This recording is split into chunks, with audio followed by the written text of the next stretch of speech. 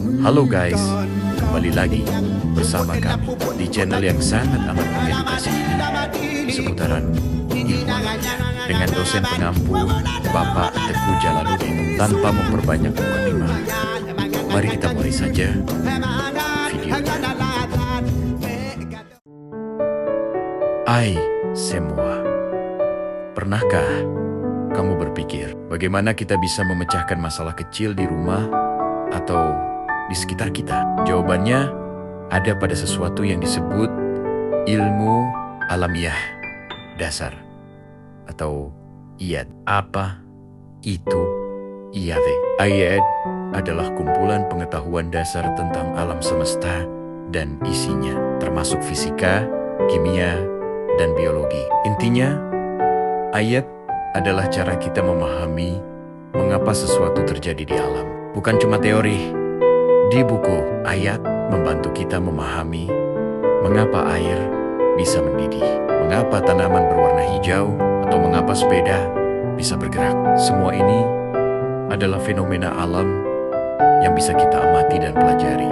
IAD adalah fondasi untuk berpikir kritis dan logis. Untuk memecahkan masalah, kita tidak bisa asal tebak. Kita menggunakan metode ilmiah yang merupakan jantung dari IAD.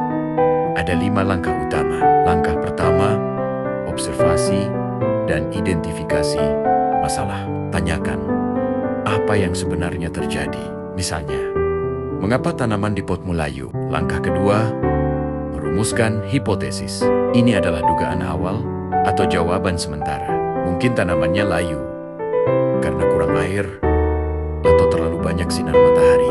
Langkah ketiga, melakukan eksperimen. Rancang tes untuk membuktikan hipotesismu. Contoh, ambil 2 tanaman layu, tanaman A kamu siram.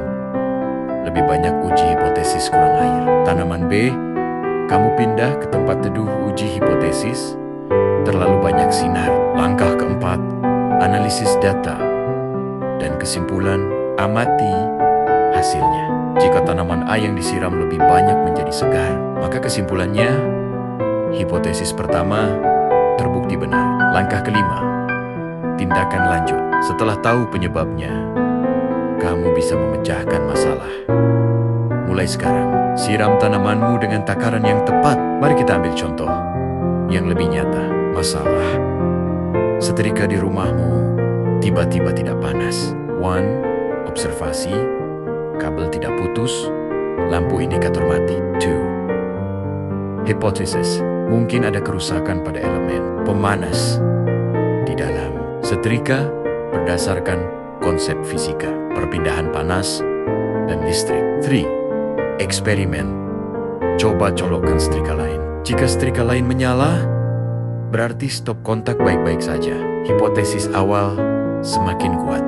4. Kesimpulan, masalahnya ada di elemen setrika. Kamu tidak perlu menyalahkan listrik rumah. Cukup ganti elemen atau setrika baru. Contoh lain, mengapa nasi cepat basi?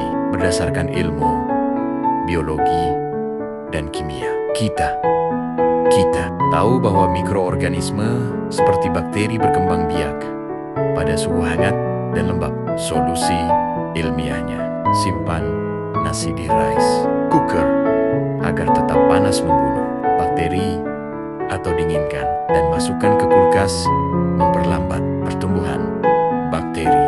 Dengan IAD, kita memecahkan masalah hingga ke akarnya. Mengapa pendekatan IAD ini penting? Karena IAD melatih kita untuk berpikir secara objektif, tidak mudah percaya pada mitos atau kabar angin. Ini membuat kita menjadi individu yang logis, kritis, dan solutif.